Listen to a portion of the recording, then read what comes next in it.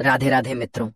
आज के प्रसंग के माध्यम से हम सभी जानेंगे कि कौन से पुत्र की मृत्यु माता पिता से पहले हो जाती है और यह किस पाप के कारण होता है। प्रिय मित्रों, इस प्रकार की घटनाएं अक्सर हमें देखने को और सुनने को मिलती रहती हैं कि किसी पिता के सामने उसके जवान पुत्र की मृत्यु हो जाती है और कुछ दुष्ट बेटे अपने माता पिता को बहुत प्रताड़ित करते रहते हैं, उनके साथ दुश्मनों जैसा बर्ताव करते हैं।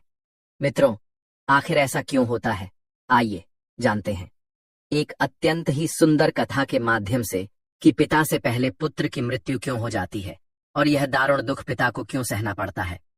मित्रों, एक बार की बात है, देवलोक में अग्नि, वरुण, बृहस्पति, शुक्र, यम, शनि आदि सभी देवतागण उपस्थित थे और उनके बीच में कुछ ज्ञान चर्चा चल रही थी। कुछ देवतागण प्रश्न करते थे और उनमें से जिन देवताओं को उस प्रश्न का उत्तर पता होता था वह उस प्रश्न का जवाब देते थे। जब बारी अग्निदेव की आई तो उन्होंने देवताओं से प्रश्न पूछा, हे देवतागण, मेरा प्रश्न यह है कि ऐसी कौन सी संतान है जिनकी मृत्यु माँ बाप की आंखों के सामने हो जाती है, और मेरा दूसरा प्रश्न है कि किस प्रकार के पुत्र अपने माता पिता को प्रताड़ित करते हैं, उन्हें दारुण दुख देते हैं। अग्निदेव का प्रश्न सुनकर सभी देवतागण आपस में विचार विमर्श करने लगते हैं और गहरी सोच में पड़ जाते हैं। मित्रों, जिस पिता की आंखों के सामने ही उसके जवान पुत्र की मृत्यु हो जाए, उस पिता के हृदय में कितना दुख होता होगा। विधि के विधान के अनुसार तो होना यह चाहिए कि पहले पिता की मृत्यु हो और पुत्र ही पिता का दाह संस्कार करें, लेकिन कई बार दुर्भाग्यवश पिता को अपने उन्हीं हाथों से अपने पुत्र का अंतिम संस्कार करना पड़ता है, जिन हाथों से वह अपने पुत्र को पाल पोष कर बड़ा करता है। ऐसी स्थिति में एक पिता को जीवित होते हुए भी मृत्यु के समान कष्ट सहना पड़ता है। मित्रों, कई बार कुछ बेटे अपने माँ बाप के साथ शत्रु जैसा व्यवहार करते हैं, उन्हें मारते पीटते हैं, उनकी देखरेख नहीं करते, उन्हें अकेला छोड़ देते हैं। प्रिय मित्रों, देवलोक में अग्निदेव के प्रश्न को लेकर चर्चा चल रही थी। किसी को समझ में नहीं आ रहा था कि आखिर ऐसा होता क्यों है। प्रश्न बहुत ही महत्वपूर्ण था। तभी देवलोक में नारद जी का उस सभा में आगमन होता है। सभी देवताओं ने खड़े होकर के नारद जी का अभिवादन किया और उसके बाद अपने स्थान पर बैठ गए। फिर नारद जी ने पूछा, हे देवतागण, आपके सबके मध्य किस बात पर चर्चा चल रही है? किस प्रश्न को लेकर आप सभी इतना व्याकुल हो रहे हैं? तभी अग्निदेव खड़े होकर कहते हैं, हे वीणाधर, हम यह जानना चाहते हैं कि ऐसी कौन सी संतान है जिनकी मृत्यु मां बाप की आंखों के सामने हो जाती है, और मेरा दूसरा प्रश्न है कि किस प्रकार के पुत्र अपने माता पिता को प्रताड़ित करते हैं, उन्हें दारुण दुख देते हैं। मित्रों, अग्निदेव का प्रश्न सुनकर देवर्षि नारद जी कहते हैं, हे देवतागण, प्रश्न तो बहुत ही उत्तम है और इसका उत्तर प्रत्येक मनुष्य को सुनना चाहिए। नारद जी कहते हैं, हे देवतागण, मनुष्य का जीवन उसके पूर्व जन्म पर आधारित होता है और यह भी जरूरी नहीं है कि उसका पूरा जीवन ही पिछले जन्म पर आधारित हो, लेकिन पिछले जन्म के कुछ कर्म ऐसे होते हैं जिनका हिसाब किताब मनुष्य को अगले जन्म में पूरा करना पड़ता है।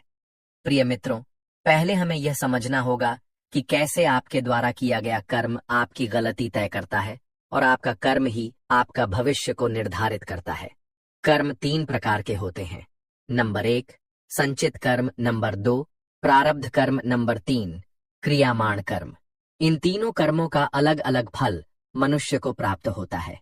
इनमें से जो संचित कर्म होते हैं, ये कर्म हमारे पिछले जन्मों में किए गए कर्मों का संग्रह होता है। इसका प्रभाव दीर्घकालिक होता है और यह हमारे जीवन चक्र को प्रभावित करता है।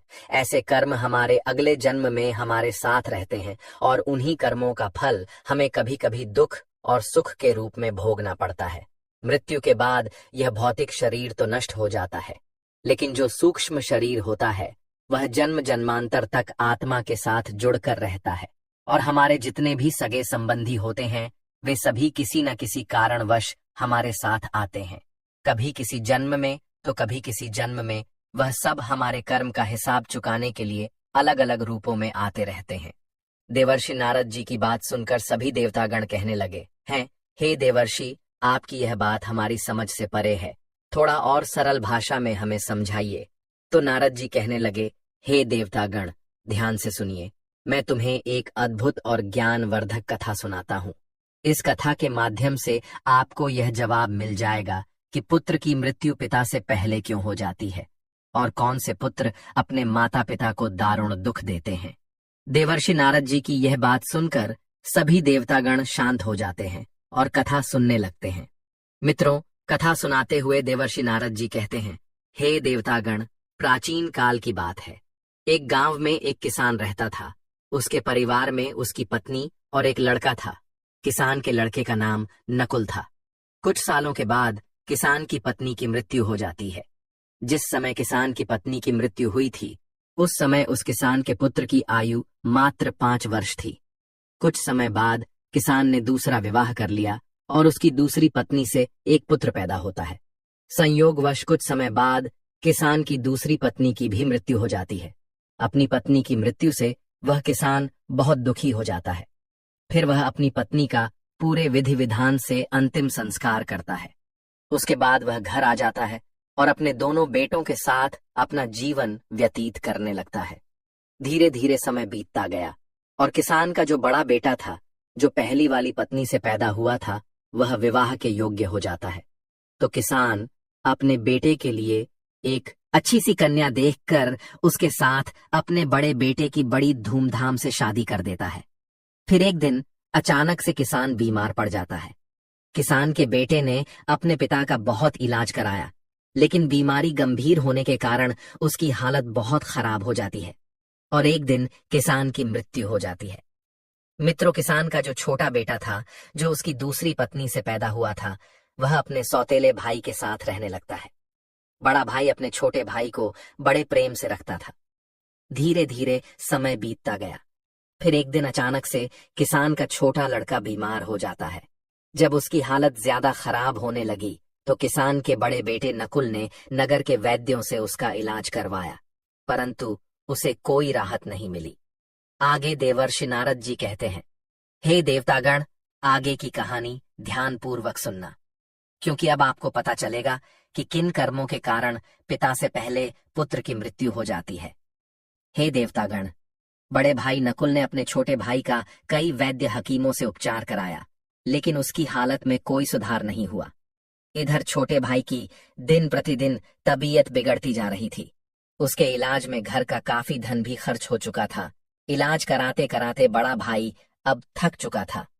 एक दिन बड़े भाई ने अपनी पत्नी से सलाह कि यदि मेरा छोटा भाई, जो सौतेली मां से उत्पन्न है, अगर यह मर जाए तो हमें इसके इलाज के लिए पैसा खर्च नहीं करना पड़ेगा और जायदाद में भी आधा हिस्सा हमें नहीं देना पड़ेगा। इसके हिस्से की सारी जमीन जायदाद फिर हमारी हो जाएगी। मित्रों, उस दुष्ट भाई को अपने भाई की जान से ज्यादा प्यारी अपनी धन दौलत और भाई की धन दौलत लग रही थी।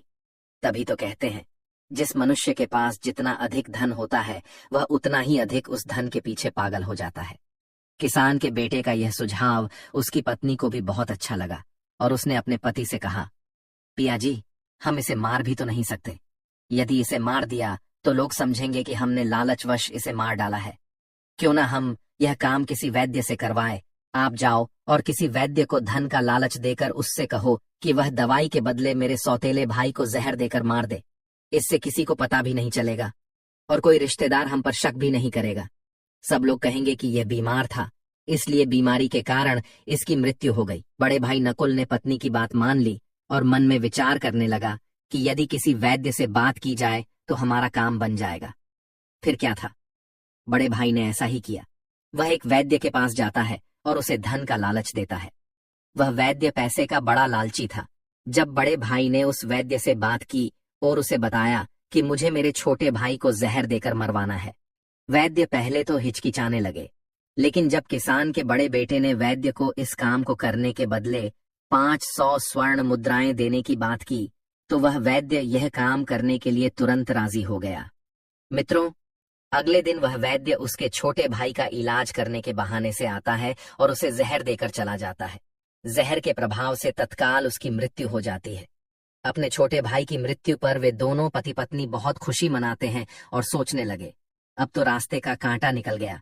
इसके हिस्से की सारी जमीन जायदाद पर अब हमारा अधिकार हो गया है। अब मुझे जायदाद का हिस्सा किसी को नहीं देना पड़ेगा। वे दोनों बहुत प्रसन्न होते हैं। मित्रों, यह बात सदैव स्मरण रखना कि जो खुशी दूसरे के दुख की बुनियाद पर होती है, जो धन दूसरों की हिंसा करके कमाया जाता है, वह धन कभी आपको सुख नहीं दे सकता। और जो लोग दुख देकर सुख पाने की कामना करने वाले होते हैं, उनके यहाँ एक दिन महाभयानक दुख आता है और वह जीवन भर अपने किए पर पछताते हैं। आगे की कथा सुनाते हुए देवर्षि नारद जी कहते हैं, हे देवतागण, इस प्रकार से बड़े भाई ने अपने छोटे भाई को मार डाला और उसकी सारी धन संपत्ति पर अपना अधिकार जमा लिया। किसी गांव वाले को भी इस बात का संदेह नहीं हुआ। गांव वाले तो यह सोच रहे थे कि यह कितना अच्छा भाई है, अपने सौतेले भाई का कितना उपचार कराया, कितनी देखभाल की, कितनी सेवा की, पर बेचारा उसे बचा नहीं सका। क्या करता, रोग ही ऐसा असद था, बेचारे की मृत्यु हो गई। दुनिया वालों को क्या पता था कि वह मरा नहीं, बल्कि उसे मारा गया है। बड़ा भाई सबकी नजरों में अच्छा बनने के लिए पूरे विधि विधान से अपने सौतेले भाई का अंतिम संस्कार कर देता है। उसके बाद वह घर आकर बहुत खुश होता है। धीरे धीरे समय बीतता गया। एक दिन उसकी पत्नी ने गर्भ धारण किया और एक निश्चित समय के पश्चात उसकी पत्नी ने एक लड़के को जन्म दिया। पुत्र प्राप्ति की खुशी में उन दोनों ने घर में भोज कराया, पूरे नगर में मिठाइयां बांटी। उसके बाद वह दोनों बड़े ही लाड़ प्यार से अपने उस पुत्र का पालन पोषण करने में लग जाते हैं। कुछ वर्षों बाद वह लड़का जवान हो जाता है। उसके बाद किसान के बड़े बेटे ने उसके लिए एक सुंदर सी कन्या देखकर उसके साथ अपने बेटे का विवाह कर दिया। बेटे की शादी में खूब धन खर्च किया। बेटे की बहू जब घर में आ जाती है तो वह लड़का कुछ दिनों के बाद अचानक से बीमार रहने लगता है।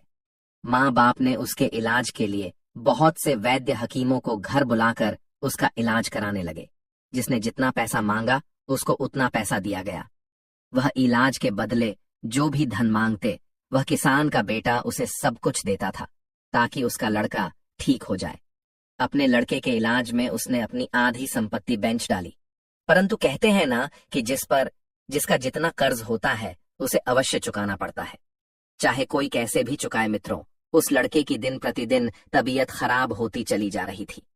लड़का बीमारी के कारण मरने की हालत पर आ गया था। उसका शरीर बहुत ज्यादा कमजोर हो गया था। उसे देखने के लिए गांव वाले उस किसान के बेटे के घर आए हुए थे। किसान का बेटा उन सब से दुखी होकर अपने पुत्र की तरफ देखते हुए कहने लगा, पता नहीं भगवान मुझे किस पाप की सजा दे रहा है। मित्रों, तभी उस किसान का पुत्र अचानक से बोल उठा। लड़के ने अपने पिता से बोला कि भाई, अपना हिसाब पूरा हो गया है, बस अब अंतिम संस्कार में लगने वाले सामान का बाकी है, आप उसकी तैयारी कर लो। यह सुनकर के उसके पिता ने सोचा कि लगता है बीमारी के कारण लड़के का दिमाग भी ठीक से काम नहीं कर रहा है। देखो ना, मैं इसका बाप हूं और यह मुझे भाई कहकर बुला रहा है। तब लड़का कहता है, नहीं भाई, आप मेरे बाप तो इस जन्म में हैं, मैं तुम्हारा पिछले जन्म का भाई हूं। याद कीजिए, यह गांव वाले बैठे हुए और तुम्हारी सौतेली माँ का बेटा, तुम्हारा छोटा सौतेला भाई इसी प्रकार चारपाई पर लेटा हुआ था और उस भाई की संपत्ति पाने के लिए